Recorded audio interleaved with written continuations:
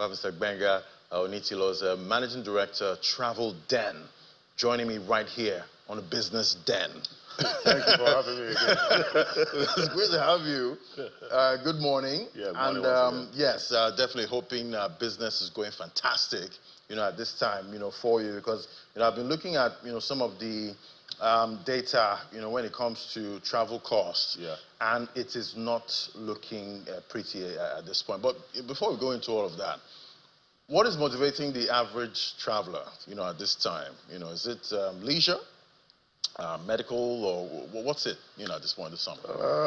I would say it's multifaceted at this time. So you have a bit of leisure, you have a bit of business travel. Right. And at the moment, you will see you have more traffic on the side of the business travel at the moment. Because so nobody's trying to go and... No, there's still leisure. So businesses are pacing somehow. Because corporations have to pay for travels. Individuals have to plan for travels. Families have to plan travels. But if you just looking at traffic data for 2024 versus 2025, if you look at from IATA's perspective in terms of growth, you will see there was a year-on-year growth, like in 2024 was like about over 10% year-on-year. Right now we're at like, the projection is about 5.8% in terms of growth. I think the only time we've had the highest peak of travel this year has been June. And that's premised on a whole lot of factors.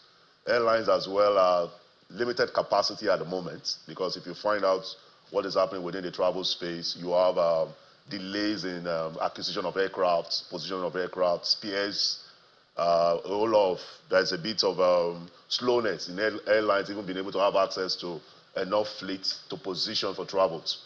There's a lot of tidiness going on there. So now, when you now premise travel is always most impacted by inflation and forex.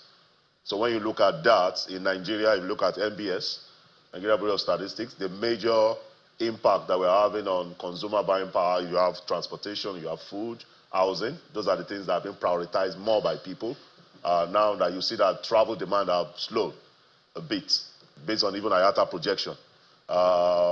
June, like I said, we had the highest peak of travel. So what you see happening right now are people planning travel, but scaling down in terms of where they go to.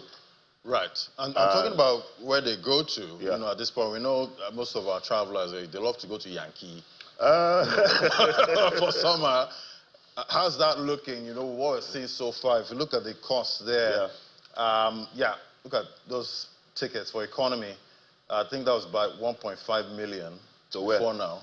Before now? I thought you said now. No, I wish. But if you see current prices by airlines, you see Turkish Airlines about 2.7. Yeah.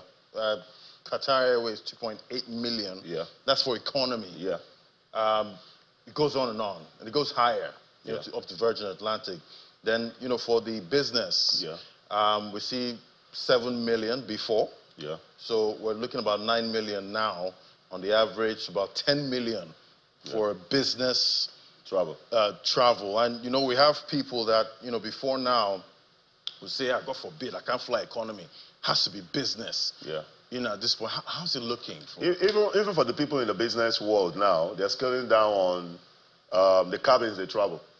Some are now doing premium or doing economies. Families that travel, maybe they will tell you, we must travel at least twice a year, scale down to once. Some are even planning for twice a year, because when you look at the average ticket price going for around about 2.5 million, 1.9, 2.5 million, and America seems not to be the top destination right now. The key destination right now, you will say, is still London. And one of the things that have put a bit of pressure on that, you have to look at the visa regime as well, that you have to start applying for visa every 3 months.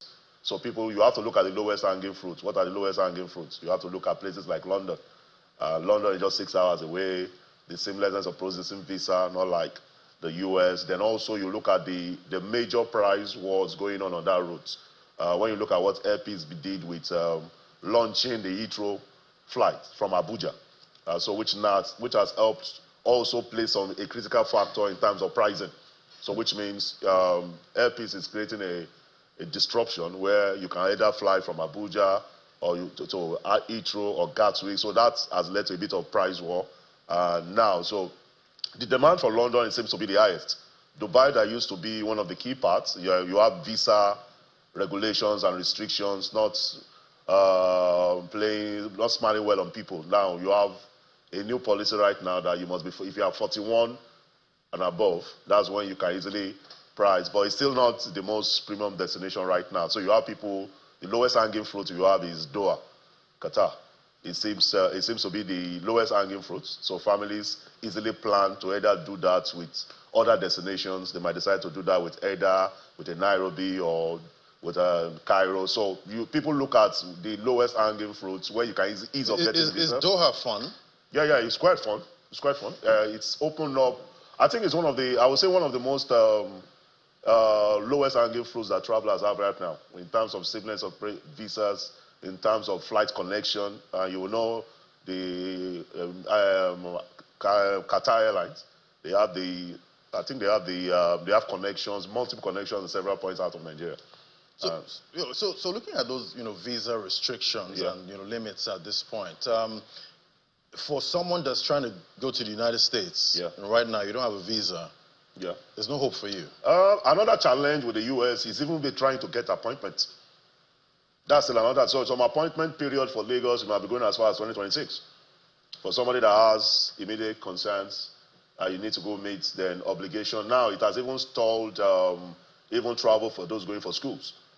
Because when you look at all the policies of the Trump policies and all the ICE thing in the United States of America today, so it's not, it's not one of the key destinations that, except people that have had prior 5 years visas, 2 years visas, that are the ones now maximizing. So you can imagine a businessman, each time you want to travel, you have to book an appointment every 3 months. You have to apply, and you get single entry. So it's not an easy path for people to travel, and definitely with the impact on the carriers to that destination. So what people are looking at, going to, either you go to London, Europe, parts of Africa, a lot of places to explore around Africa right now, then you have to look at the seamlessness of getting visas.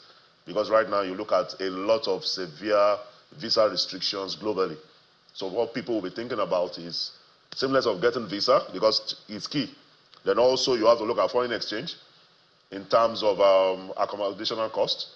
Summer is always the peak period that you have all these ancillaries, prices go up. So people also have to think about that. So, I did hear, one time that, Dubai kind of relaxed their rules, at some point, because they found out that Nigerians are big spenders. When we come to your country, we spend big, have fun. But that statistics is not accurate. It's not accurate. So we're not big spenders anymore. Not. In the UAE, we're not in the top 10 spenders. So they don't miss us. So it's a mix of several things. When the Dubai thing used to be on, we do a lot of inward travel into Dubai, but it was majorly a trade route. You have a lot of traders, trading activities actually going on. But when you talk about top spenders, even if you go Google, do a research on that, Nigeria does not rank in the top 10 spenders in tourism. When you say tourism spend, you're talking about nightlife, you're talking about shopping, you're talking about money you spend in restaurants, you're talking about activities, tours. And Nigerians are not so much appetite for adventure when they travel. It's either we go shopping. So we're going for deals. We go for shopping, nightlife, water activities. We are not more of explorer. You won't see Nigerians saying you want to start doing all these deep sea, bungee jumping, all those kind of things. So in terms of spend in Dubai, we are not one of the top 10 in terms of spending in tourism activities in that country. But when it comes to the appetite for wanting to travel, one of the top set of people, trade, because Nigerians like shopping. And they like to go there to buy things, bring goods, bring back and sell. That was one of the major impact, I think, setbacks I had a lot of people till today. All right, so, at this point, let's look at, domestic travel. That's also a struggle. Yeah. At this point, if you're trying to get a flight to, say, Abuja, one-way flight, Over 100,000? Yeah. But what's the exact So average? in one way, we're getting close to about 150 at times. 150K? Yeah, yeah. So part of that, I think, is what we need to really look at. And that builds more on the regulators. Aviation is not supposed, the regulators are not supposed to see aviation as money spinning for them, generate revenue for them. No. It's supposed to make travel seamless. It's supposed to make connectivity seamless for people. So people there can be trade, there can be business, there can be tourism. So, but when you have multiple taxation, for example, passenger service charge, 2,000 naira, you have VAT, you have this NG tax, you have this fuel tax. So when you have all those multiple taxation, at the end of the day, the cost of running for domestic carrier is already pegged at about 45–50% of fueling alone. So what margins do they actually make? Airlines actually make less than $4 margin on every ticket that they think they sell. So you should be looking at longer tax exceptions, longer holidays benefit for the airlines, things that can go as far as 25 years.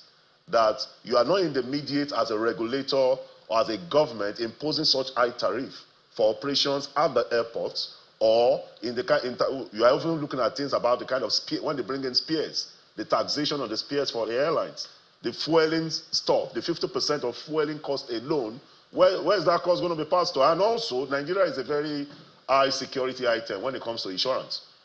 Globally, you see all those airlines globally, because they have one world, they have all those, they can consolidate all their insurance on their one world or one alliance.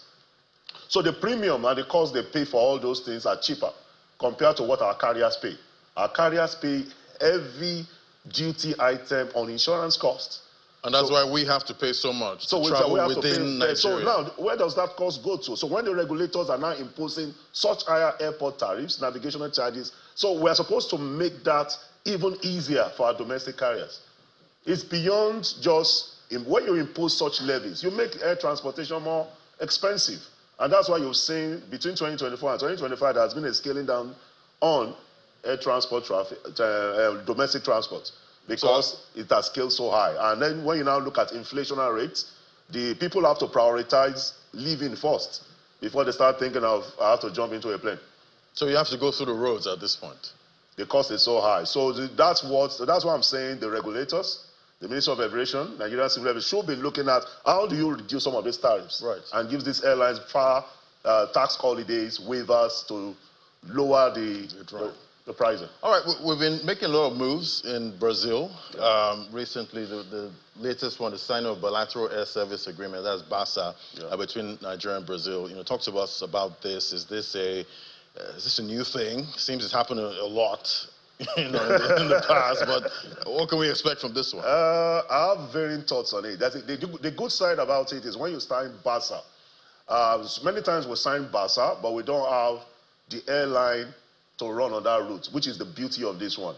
We signed the BASA, and Air Peace was on ground, so which means it's a great advantage, because what BASA does is cultural exchanges, educational exchanges, diplomatic ties, trade, seamlessness of trade, and that's the beauty of BASA. But it's an agreement signed, so which means it has been activated immediately with Air Peace on ground to run on that route. But the downside is this.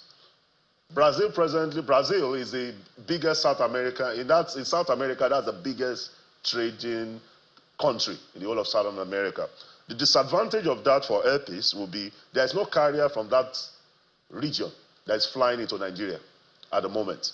And the threat it poses for them, there will be this reciprocity in terms of there might be tighter regulations against Air Peace, because they don't have their own carrier flying in. So there will be a lot of tightness in terms of regulation, how countries work in terms of diplomacy, a lot of aviation against Air Peace. So I think it's something they should look at with a bit of discretion, tactfulness, because now Brazil does not come in top 20 destinations where Nigerians travel to. When you look at passenger traffic from Nigeria, out of Nigeria, Brazil does not rank up to top 20, the number of traffic. So the question I'm asking is, if you are positioning an aircraft on that route, how are you going to drive your passenger traffic to have maximum capacity for you to break even, at least you should be having capacity of about 80% load factor per flight. So how many frequencies are they going to run? Is it 2, 3?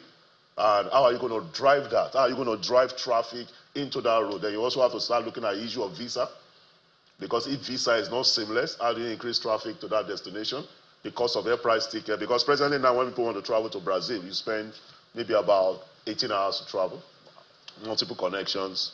But now with an airpiece, probably you spend like 8 to 10 hours direct flight to travel, which is not bad. But you have to start looking at the real numbers. Aviation is about numbers. Can you get that kind of numbers on that trip? But because if you are putting on that trip, maybe a 777 is what they want to put on that trip that takes about 323 passengers. So if you are putting that, will you be able to have close to 250, 280 passengers on the flight to Brazil each time? So now those are the things you have to start looking at. I know Nigerians love to go everywhere. But there's some places they don't really go to. But you know the issue of competition as well. The other airlines are not going to sit down. The other destinations, Nairobi, Doha, Kenya, they're going to throw a whole lot of things in the pot to ensure they drive more traffic to that destination. So it's so much to look out for. All right, thank you. It was great having this conversation with you, Mr. Benga Onitilo, as Managing Director, Travel Den. Thanks for coming on today. Thank you for having me.